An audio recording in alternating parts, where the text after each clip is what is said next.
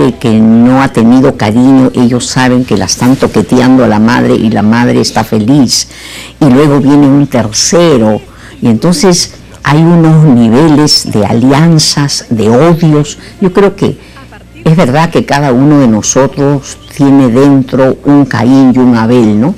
Y que lo importante es descubrir mi Caín y descubrir mi Abel, porque si no, estas riñas familiares se dan y se instalan y se manifiestan en robos entre las empresas familiares, que ya no se dirigen la palabra.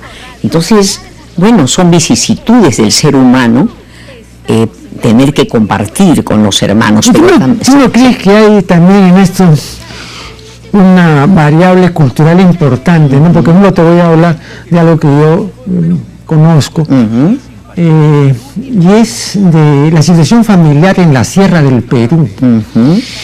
Yo no he visto ahí que el primogénito, que el tercer hermano, ¿no? Provoque en el seno de la familia, por el mismo tipo de constitución que tiene, todas estas situaciones que sí son propias de otro medio cultural. Entonces, ¿hasta qué punto eso es inducido culturalmente o hasta qué punto es biológicamente así? Bueno, yo creo que en todos los casos hay un factor individual, familiar, pero también cultural. Pero también en la sierra se ve mucho de que cuando el padre muchas veces se emborracha, etcétera, el hijo mayor asume la paternidad de la familia, sino que creo que son mucho más rígidos y entonces más normativos, y entonces nadie se atreve a discutir con él que él es la autoridad, pero a su vez eso trae también muchos problemas, ¿no? O sea, aceptan que el hermano mayor es la autoridad, ¿no? Entonces, acá no. Acá en la ciudad lo que yo veo es que se va generando un odio contra el hermano mayor que luego va a trasladarse a la misma familia, o sea, al propio hermano, a la madre, porque acá encontramos con que la gente envejece y lo que tiene son los reclamos de los hijos. Hijos viejos, seguramente muchos que están escuchando habrán visto cómo siguen reclamando a la madre. Hay una inmadurez en esta sociedad donde todos reclaman por qué no me quisiste, por qué tú me hiciste tal otra, tal cosa. Entonces, tiene que ver también el tipo, como dices tú, el tipo de sociedad inmadura que tenemos, ¿no? Claro, además la carencia de una percepción acertada, ¿no? Hay una observación de carácter elemental que la he hecho varias veces y por supuesto tú la conoces de memoria. No todos tienen la misma capacidad de amar. Claro, claro. Entonces tú no puedes estar pidiendo a la madre que te ame o que te manifieste afecto a raudal. De repente ella tampoco podía. Cuando ella no puede, pues. Claro, está negada, nunca la abrazaron, y hay gente vieja que dice, doctora, quiero un abrazo. Ya además no va a haber, ¿no? Claro. Claro, pero yo creo que sí hay muchos problemas familiares, pero también a partir de que lo que yo noto y lo que yo veo en los pacientes es que la madre privilegia al hijo mayor muchísimas veces, lo hace su pareja, y si se lleva mal con el marido, él dice, él es mi pareja, y ayer tuve una paciente que me decía, yo con mi hijo mayor, yo le cuento los problemas de mi esposo, y le digo, y él no es su recipiente, él no es la madre de usted, además, ¿qué conversa usted con el hijo mayor? Después de los 14 años poco hay que conversar con el hijo, porque ya le has dicho todo, sino que ahí hay una dependencia también. La madre que esté huérfana, sola, quiere que alguien la cobije, y el muchacho que desde pequeño ha tenido esa atracción por la madre, que se ha resignado a no tener sexualidad, pero que las ganas están ahí guardadas, entonces canaliza eso y se hace el que escucha a la madre. Y mentira, nada tienen que decirse ya, sino que hay una necesidad de estar pegado a ella, ¿no? Y las madres también nos pegamos a los hijos, ¿no? Y tenemos nuestros preferidos, claro, ¿no? Y nosotros somos las que provocamos eso, ¿no?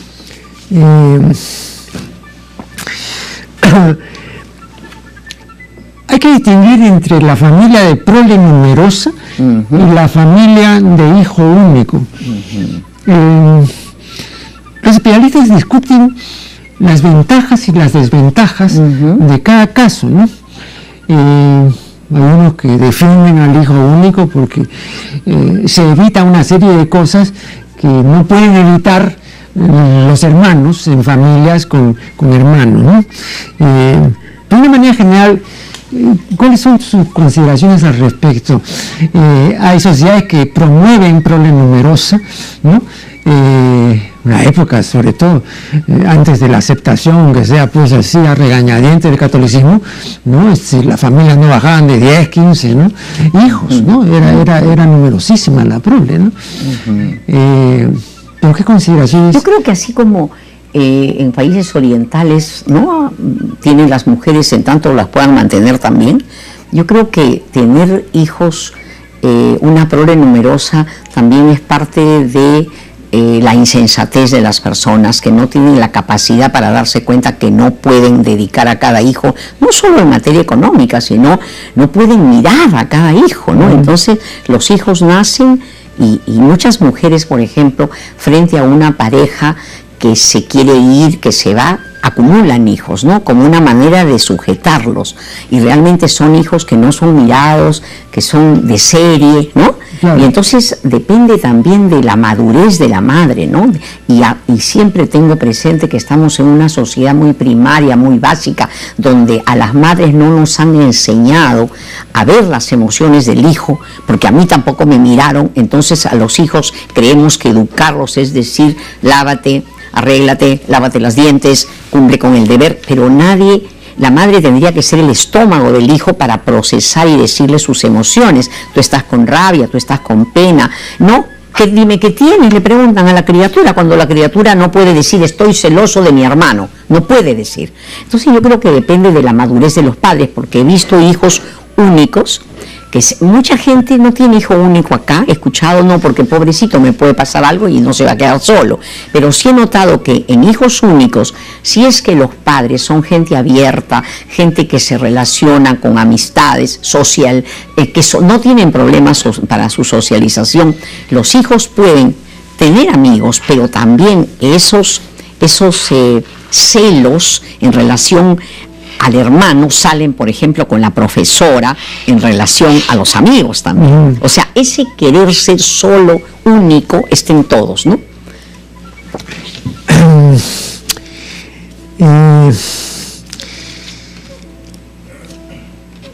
Yo recuerdo que leí con verdadera complacencia el libro que dedicó Fromm al pensamiento de Freud, un libro pequeño pero sustancioso, ¿no? Y ahí Fromm indica algo que yo no había visto indicado en la literatura del género, por lo menos entre autores importantes, comenzando por uno Freud, ¿no? Y Fromm se refiere al hecho de que en una sociedad conyugal nace una criatura.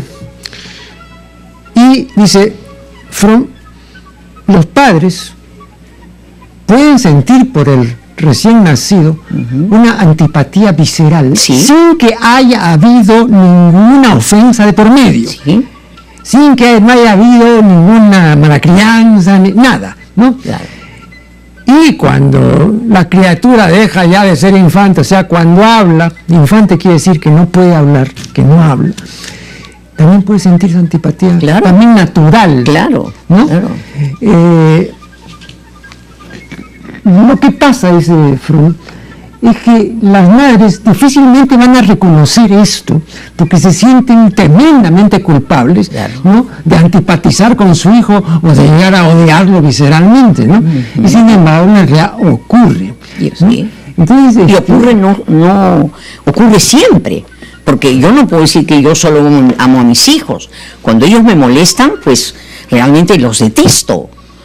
Me parece fuerte decir odio, pero lo que pasa es que uno los puede querer en mayor dimensión. Pero ¿qué madre no ha dicho para qué lo tuve a este? Sino que internamente el desarrollo hace que te controles y que una madre que es muy primaria le dice, oye, no debiste nacer, ¿no? Pero todas las madres tenemos amores y odios con los hijos, eso es una realidad, ¿no es cierto?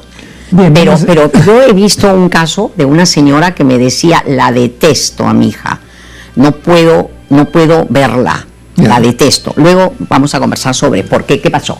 Claro, un primer corte y ya regresaremos.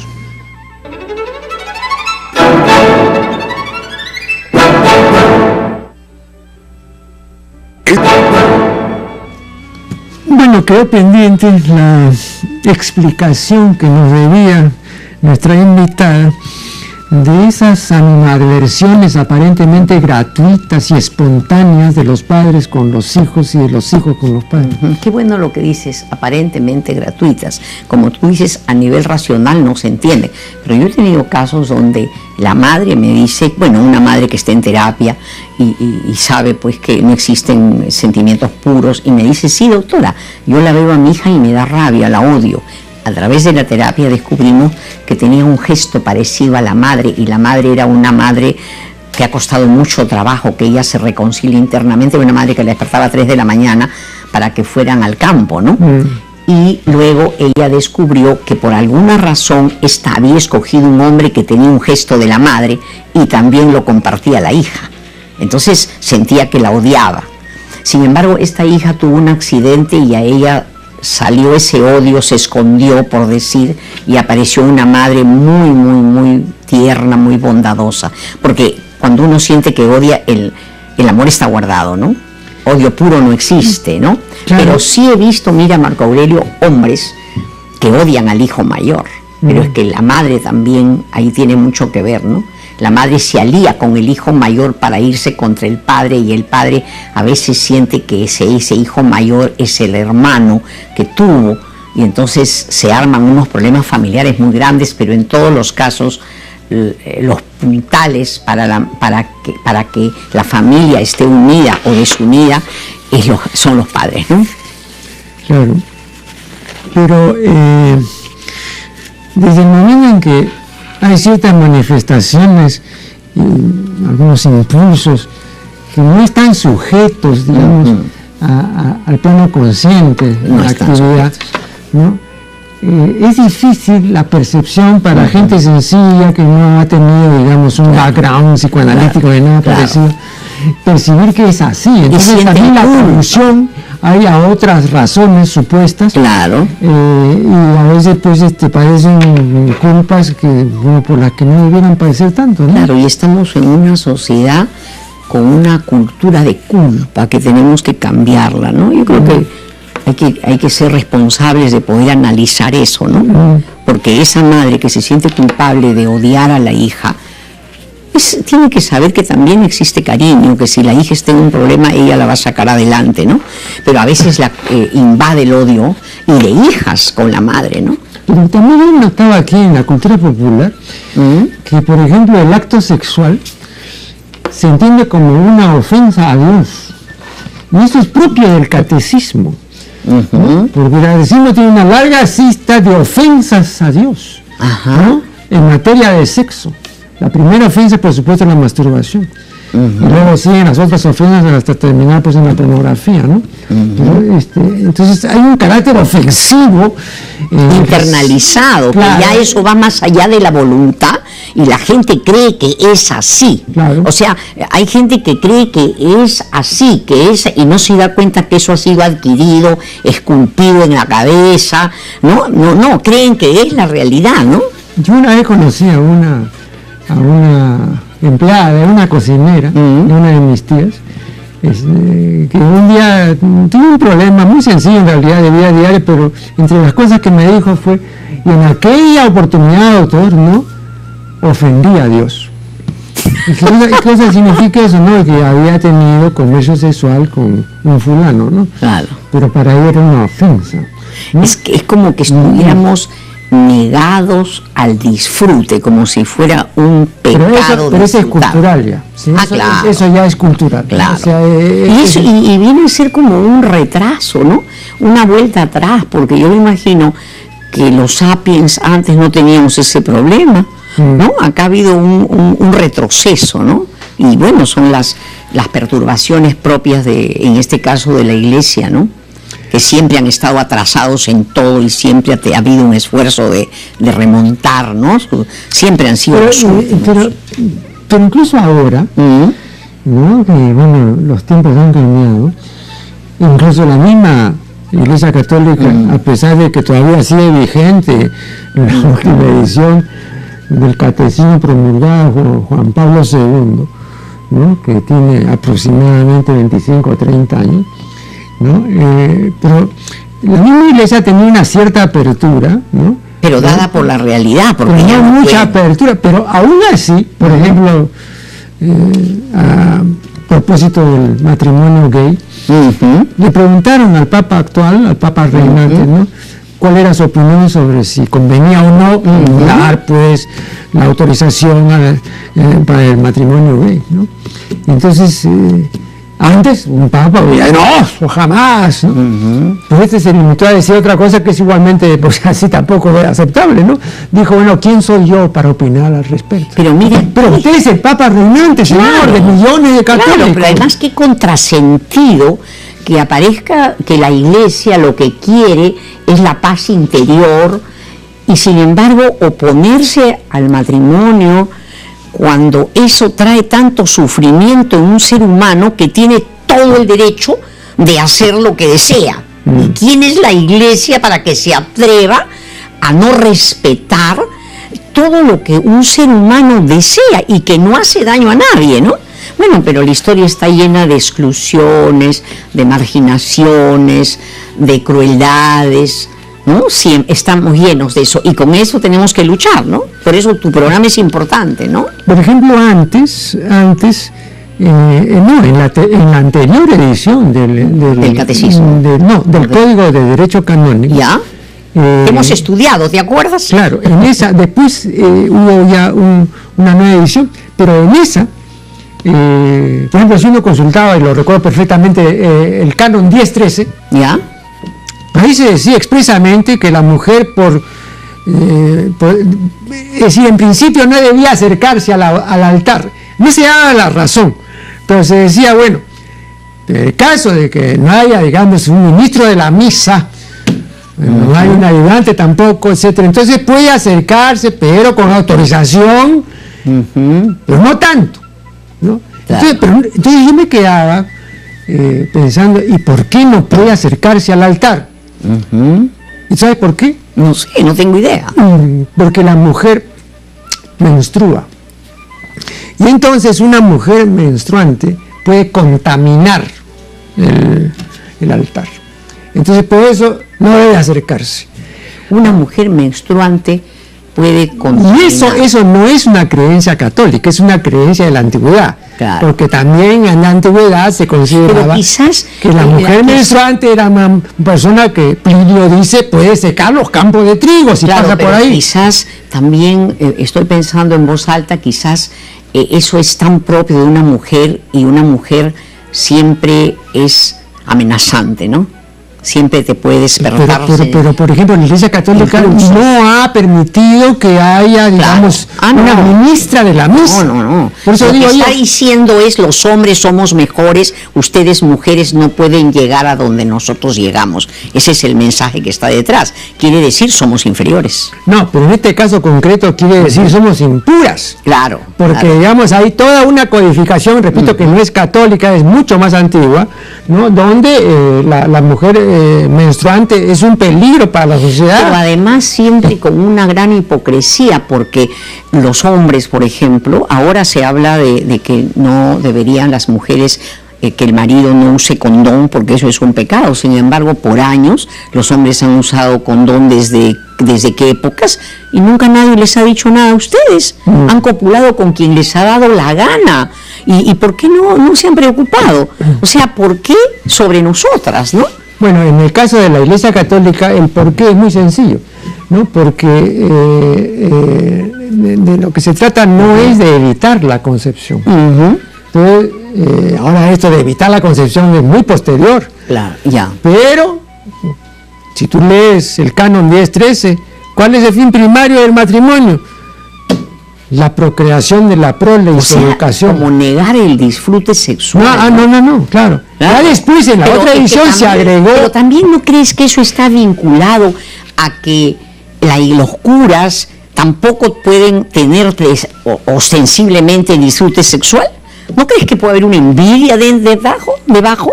Lo que yo no hago, no lo haces tú. Porque mira, los sacerdotes, caramba, que conozco montones de mujeres que se enamoran de los hermanos, de los sacerdotes. Yo conocía un caso, por ejemplo, que una chica se enamora de uno de estos que están en los barcos por el Adriático, estos barcos, ¿no? Y el cura ahí hace, además de ser sumisa, él está encargado de hacer jugar todos los juegos de mesa. Ajá. Y resulta de que este cura enamoraba a todas.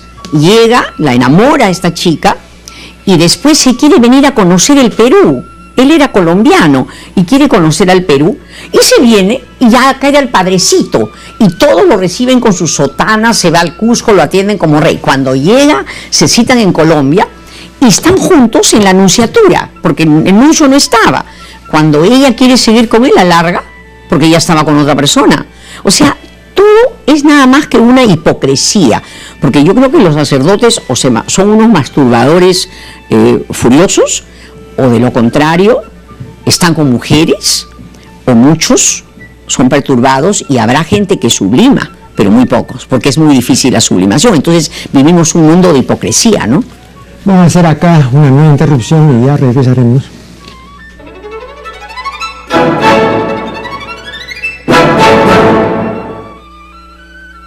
Acerca de lo que llamo la tetofilia, y particularmente la antigüedad de la tetofilia.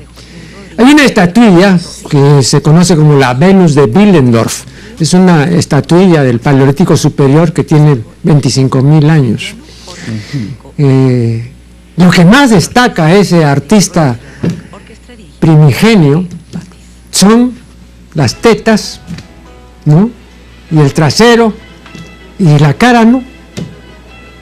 Tú buscas lo que podría ser la cabellera, tampoco, parecen ahí una mazorca de maíz, pero las tetas sí son prominentes, ¿no? Pero cómo no, ¿no? Es el primer placer también del ser humano. Pero chévere, ¿no? Claro. Eso me hace recordar, no sé si conoces este cuentecito, ¿no? Le preguntan a un especialista en cuidado infantil y en los niños en general, si realmente es cierto, como siempre han dicho y como siguen diciendo, que la leche materna es insustituible. Por supuesto, dice el galeno, por supuesto que es insustituible, hasta tal punto que yo todavía, a pesar de que tengo 50 años, no me he destetado. Es verdad. Entonces es una permanente fascinación. Claro, y también hay que tener en cuenta que a la madre le cuesta destetar al hijo, ¿no? Porque también porque también hay placer allí. Yo recuerdo de un gran artista que conocía a su esposa y ella, bueno, acabó separándose de él, pero una vez se van a Huancayo y la madre era muy dura con las nueras y tenía solo hijos varones. Ella se va al campo con el marido, pero el marido quiso quedarse. Cuando en eso ella regresa y la señora que tenía 70 años, él estaba abrazado y besándole a la madre, ¿no? Entonces también, como tú dices, si un pintor o un artista pone las tetas, es porque es un primer placer para todos, ¿no? Para todos. Y uno dice, oye, ya estás grande y quieres teta, ¿no? Y esto lo aplicamos a todo, ¿no? Un hombre que no trabaja quiere que su mujer le dé la teta, ¿no? Ahora, la figuración plástica más interesante que yo conozco al respecto la han hecho los artistas africanos. Fíjate, hay un libro de Andreas Feininger que se llama La imagen de la mujer. Y él ha hecho una selección extraordinaria, ¿no? De las mejores imágenes en esculturas, en pinturas, en fin, en diferentes culturas, particularmente las africanas. Y entonces, ¿cómo, por ejemplo, el artista africano representa los pechos de la mujer? Pero como son más naturales, ¿no? Más. No. ¿Cómo lo representa? Como sendos penes. O sea, él sintetiza. Penetrantes, ¿no? También. Se sintetiza, digamos, en esos pechos, ¿no? Los falos, ¿no? Y yo he mostrado esto a unas personas que no se habían imaginado claramente esto, pero que más o menos intuían, ¿no? Pero cuando de ahí tú sacas la correlación con el hecho de mamar las tetas de la mujer amada, entonces dices, fíjate tú, no habíamos pensado en que estamos también mamando lo otro. Hay una tremenda resistencia ahí, sí. Ajá. Sí, no, bueno, me dicen eso, exagerado, es muy forzada tu interpretación. Bueno, tú también nos cuesta reconocer de que potencialmente somos polimorfos también, ¿no? Perversos, o sea... Pero ahí no hay ninguna perversión, o sea, ahí sencillamente es el hecho de que el artista, en ese es un plano que no es... Pero también puede ser que haya sentido a una madre penetrante como falo. No, pero es que las representaciones escultóricas de estos africanos son todas así. Todas las madres estas son madres que tienen grandes tetas que son figuraciones fálicas, clarísimo. Claro, pero esto responde a algo también. Yo no sé cómo son las mujeres africanas también, ¿no? Bueno, siempre se ha comentado el hecho, y yo siempre lo he dicho, por ejemplo, ¿no? Que si usted quiere descubrir si tal o cual fulanita, porque a veces dicen, oye, esta morenita ahí, o como decía un amigo hablando de una morocha muy atractiva y todo, decía, esta tiene su puntito de ovario de negra, decía, ¿no? Entonces, no, pero cuando uno cree que en la mujer que pretende o con la que quiere cohabitar hay algún elemento, digamos, africano, o por lo menos intenso, ¿no? Intenso, entonces lo mejor es verle el pezón, porque los pezones de las negras no son como los pezones de las mujeres de otras culturas. ¿Te pasa? ¿Ya has visto todos los pezones del mundo? No, pero que es clarísima la diferencia. No, es clarísima la diferencia. Tú puedes sacar ahí que esta es negra porque así, ¿no? No tienen las otras mujeres no tienen esa característica. Bueno, pero entonces ahora entiendo. Porque el pezón de la negra es mucho más fálico que el de una mujer blanca. Claro, pero mira, ahora entiendo también cómo los hijos en una familia solo hay dos tetas, cómo se pelean por la madre también y cómo compiten con el padre también, ¿no? Bueno, pero eso sí es animal, porque imagínate tú, David, los perritos, los gatitos, todo, ¿no? Los chanchitos, todo, pues se viene así un montón. Claro. ¿no? Y exprimen ahí a la madre, ¿no? Claro, sí. Pero también cuánto tenemos de animales, ¿no? Eso es lo que la gente no se da cuenta ni sabe, ¿no? Yo creo que sí, otra cosa es que no publique, ¿no? Pero es importante, hay gente que cuando yo le digo que el 20% del cerebro es neocórtex y piensa y lo demás es animal, se quedan sorprendidos, es como que se sienten heridos. ¿Yo, animal? Un paciente me decía, ¿cómo, doctora, cuando me miro los pies y me baño, tengo una fea impresión?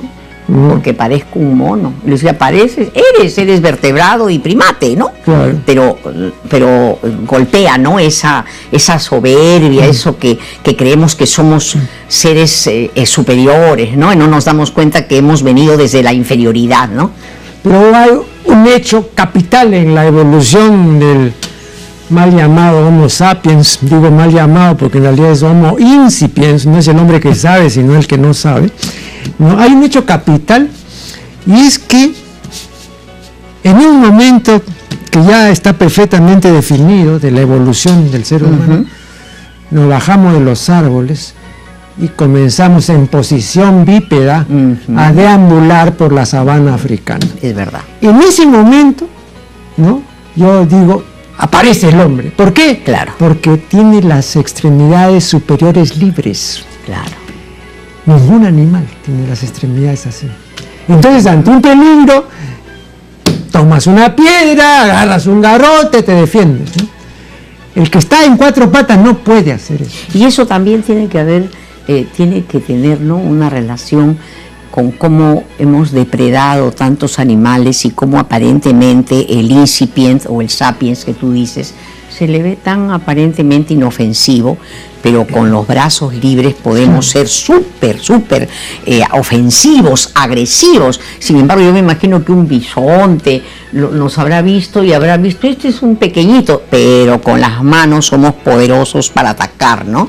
Claro, pero repito, esa es una adquisición ya tardía, ¿no? Sí, claro. Porque el ser humano, digamos, Tú tendrías ahora tremendas dificultades en comunicarte con el cavernícola de Altamira, claro. Y solamente son 20.000 años.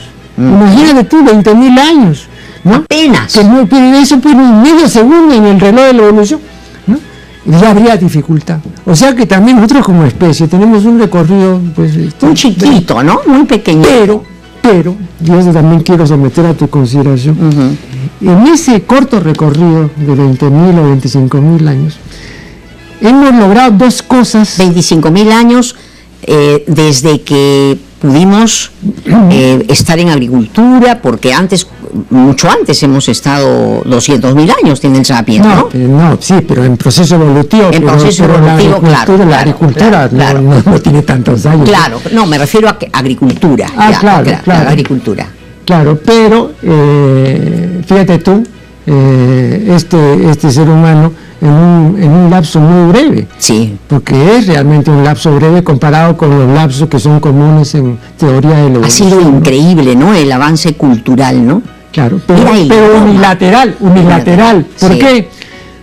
Y en esto, repito, creo que han dado una explicación válida a los etólogos, ¿no? Nosotros hemos sido buenos y somos buenos respecto a todo lo que no nos es personal, a todo lo que no es humano. Por ejemplo, la conquista del espacio y el dominio de la naturaleza son cosas impersonales. Ahí hemos sido muy buenos. Hemos hecho logros extraordinarios. El problema es caminar en grupo, ¿no? No, el problema es el otro. O sea, el otro ser humano. Pero acá viene una explicación que es también deprimente de los etólogos. Y es que parece que estamos codificados para no poder conocer bien a los demás. Por esa razón, dicen los etólogos, nunca elegimos bien pareja. Porque para elegir bien pareja tenemos que conocernos a nosotros mismos. Y esa es una facultad que la podrá tener alguien que está pues 40 años tratando de hacerlo, ¿no? Pero normalmente el ser humano no se conoce bien. Y como no se conoce bien, tampoco conoce bien al otro. Pero mira que yo discrepo contigo. Yo creo que son perfectos para elegir pareja. Porque una persona que ha sufrido, elige uno para seguir en lo mismo. O sea, para no elegir bien en términos de favorable. Pero si tú te refieres solamente a elegir, ¿no? Yo me refiero pues a elegir. Porque me refiero que una persona que ha sufrido, que en la infancia ha tenido personajes agresivos y horribles, increíblemente vuelve a elegir esos personajes. Claro, pero el que se compre ese pleito, bueno, tiene que pagar, pues, ¿no? Claro. Bueno. Lo que pasa es que no tenemos capacidad para superar y elegir algo que sea bueno para nuestro desarrollo. Es que según los etólogos no tenemos esa capacidad. No, entonces, pero elegimos lo mismo. Claro, entonces elige bien el animal más primario que tenemos, pero no podemos dar el salto, ¿no? No podemos. No podemos, sí. No podemos, y cuesta mucho esfuerzo, ¿eh? Bueno, claro, aparte, ¿no?, de que definitivamente hay un costo, pero es además una dificultad estructural, Esto me parece mucho más serio, ¿no?, porque lo otro podría corregirse con el tiempo, ¿no? O con no, solo no se madura, es muy difícil, ¿no? Es como que ese dicho popular, la cabra tira al monte, ¿no? O sea, es muy difícil el cambio trae unas resistencias terribles, ¿no? Terribles. Empezamos a cambiar y otra vez uno retrocede. Por eso las terapias son tan largas, ¿no? Porque es muy difícil internalizar. Por eso yo me opongo a todos los colegas que dan consejos. Yo creo, antes de ir al corte sí. Final, yo creo que Stekel tenía razón. Tú sabes perfectamente que él desarrolló toda una terapia dinámica, ¿no?, que duraba 2 meses. Entonces cuando le decían, oye, pero no le parece muy corto 2 meses, y entonces él decía, vean, si en 2 meses no se ha solucionado el asunto o no se ha planteado de tal manera el asunto que la solución esté a puertas, o sea que sea ya vislumbrable, entonces o va a otro psicoterapeuta o se pega un balazo, pues. Pero no, por descarte. No, pero por descarte, entonces ya perdí el tiempo de tenerlo años, ¿no?, tratando de descubrir los demonios y los arquetipos, eso ya no. No, ahora tenemos que también crear nuevas formas. Nosotros tenemos una forma de trabajar donde apenas llega el paciente, le hacemos ver su estructura animal que tiene. Y ese es vamos a ir verlo después de esta pausa. Ya.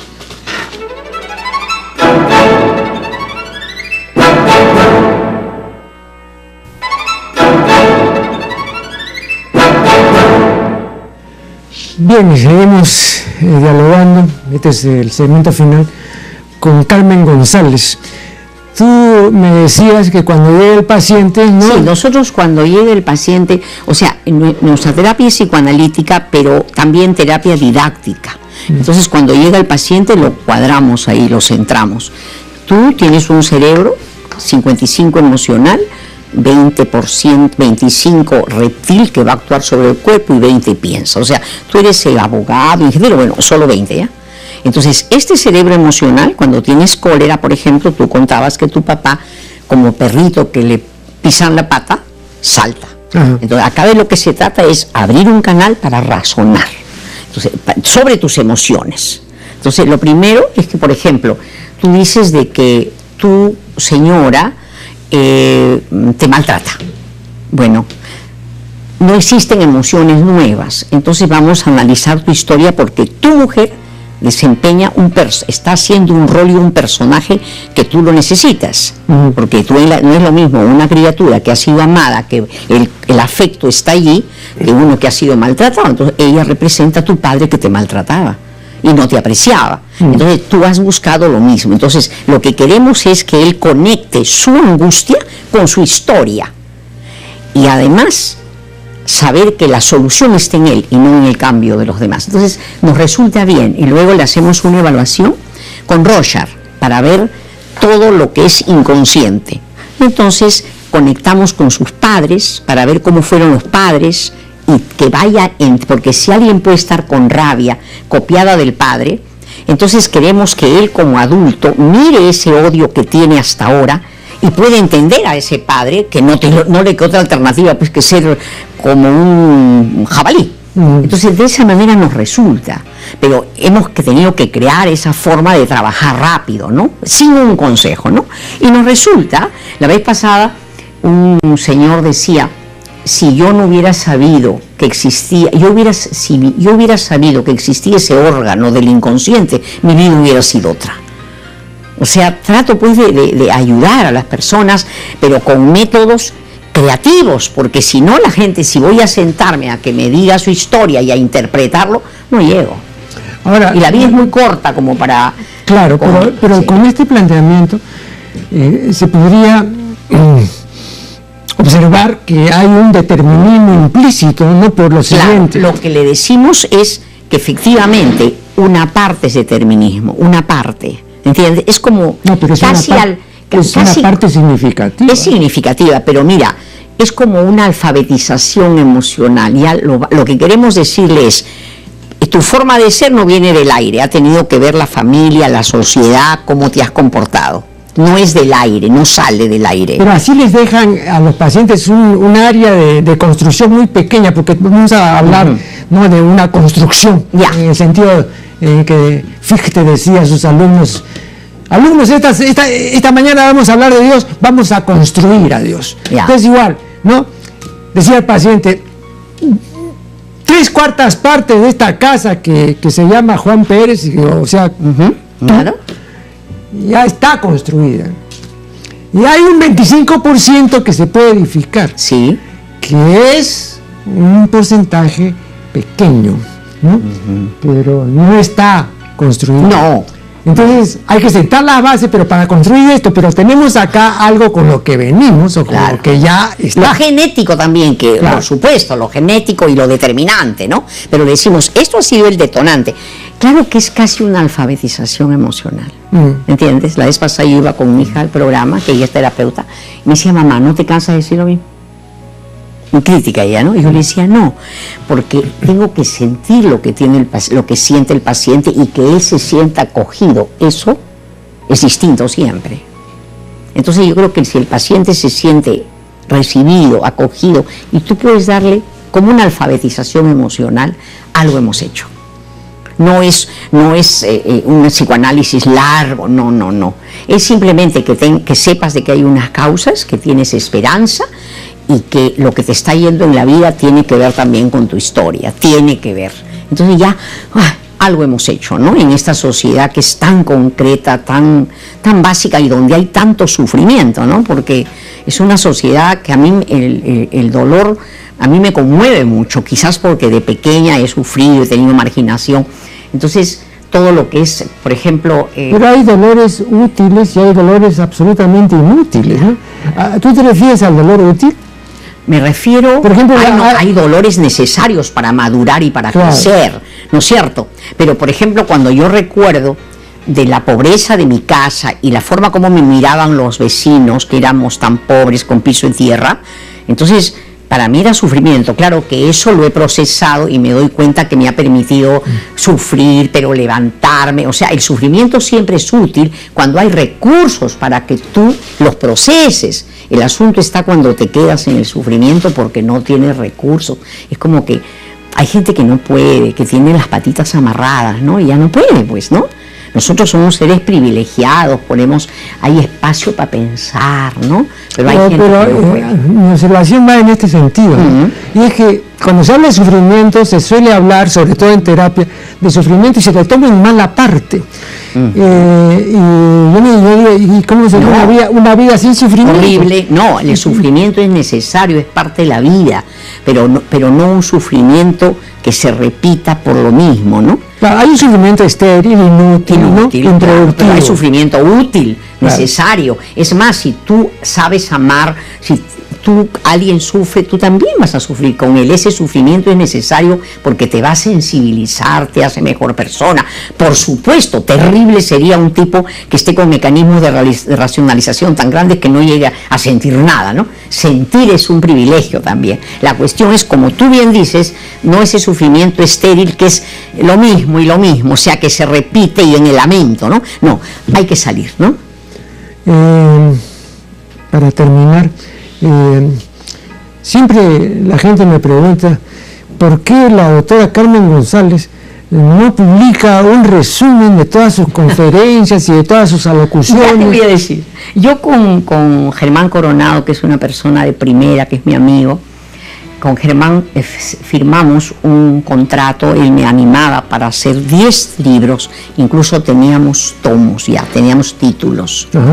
Pero yo quiero hacer un libro que no entre por la cabeza, sino que te movilice. Quiero hacer libros que, por ejemplo, un miedoso, cuando lea mi libro sobre el miedo, tenga un poquito menos de miedo. Quiero contar historias, quiero que la gente sienta, no solo que piense. Entonces lo voy a hacer, me prometo que lo voy a hacer, pero tengo que, ahora que ya no estoy en la radio, quiero decir que a todos que estoy en mi Facebook, Carmen González. Pero tú vas Carmen a publicar los 10 tomos. No, uno por uno. Uno por uno. Uno por uno. Quiero, por ejemplo, el primero sobre una emoción que aterroriza, quiero hablar sobre el miedo, que paraliza más. Quiero hablar sobre el miedo.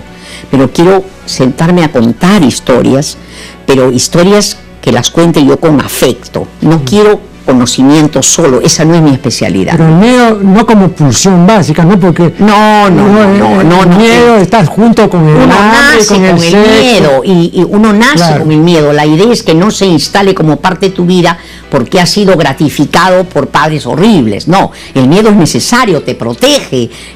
Cuando hay un terremoto, tú necesitas tener temor para salir, ¿no? Claro. No. Pero ojalá que pueda hacerlo. Pero quiero hacer estos libros, pero por ahora solo te digo, quería decir que salgo al aire en Carmen González, Clínica de las Emociones, todos los días salgo. Y recibo gente, igualito que en la radio. Sí. Bueno, sí, porque aquí en un medio como este es el único programa, y no lo digo porque yo lo conduzca, pero es un hecho real, ¿no? Y no solamente ahora, sino que, fíjate, ya son muchos años, ¿no? Que estoy en el Canal 7, y no hay en otros canales como antes sí los había hace 40 o 50 años. Claro. Eso sí lo recuerdo perfectamente, que tú podías tener la oportunidad de ver un programa, por ejemplo, a cargo de César Miró, claro, en fin, ¿no? Claro. Es que los medios de comunicación no les interesa lo que culturice, porque eso va siendo de élite y tiene que ir aumentando. No, quieren para todos, para que se rían, ¿no? Entonces, sí, es patético, pero yo creo que tú cumples una labor enorme. Además, yo creo que tú crees en la gente, pese a que a veces se te ve desesperanzado. Yo creo que tú crees en la gente, si no, no estarías acá. Venir acá, leer en cada programa es un esfuerzo, es un cariño, ¿no? Yo escribí hace algún tiempo un artículo sobre lo que yo llamo, bueno, en realidad es un vocablo técnico, cacosmia, ¿no? Que es una perversión del sentido del olfato, en cuya virtud se perciben como aromáticos y fragantes olores pestilentes y nauseabundos, ¿no? Hay casos, ¿no? Enrique IV, por ejemplo, de un caso de un rey cacósmico, ¿no? Porque amaba la pestilencia, se regodeaba con lo excrementicio. Y hay muchos otros casos que yo menciono, ¿no? Bueno, cuando se habla de que hay una degradación en la televisión, de que se esparce la basura y todo, es que hay una cacosmia en el público que recibe eso. Y es penoso. Entonces no hay un rechazo, sino una aceptación y una incorporación, ¿no? Claro. Entonces ahí está el famoso cuentecillo ese donde pasa la basura siempre muy temprano y sale el nietecito que está con la abuela y entonces abre la puerta el dedito y le dice: abuela, la basura. Y entonces la abuela le grita: no, todavía tenemos bastante. No, bueno, es que hay pues ya digamos esta aceptación, esta incorporación a la vida del basural. Es que estos programas que son tan básicos te animalizan, porque realmente te hacen reír, te hacen querer ser grandazo, como si fueran monos, o sea, a más gorila, están más felices. Uno ve a los animadores y son patéticos, no hacen lo que se llama, y que tú sabes, elaboración. Ajá. O sea, simplemente comunican, o puedes dibujar lo que dicen, pero no hay conceptos, no hay elaboración, no hay nada. Y yo creo que esto tiene que cambiar, porque ellos no son dueños de la televisión, ellos son, las ondas nos pertenecen a todos, ¿no? Y no podemos permitir que nuestras criaturas se estupidicen, ¿no? Bien. Ha sido la doctora Carmen González, a quien agradecemos una vez más. Gracias a ti, Lo que ocurre y con ustedes será hasta el programa siguiente.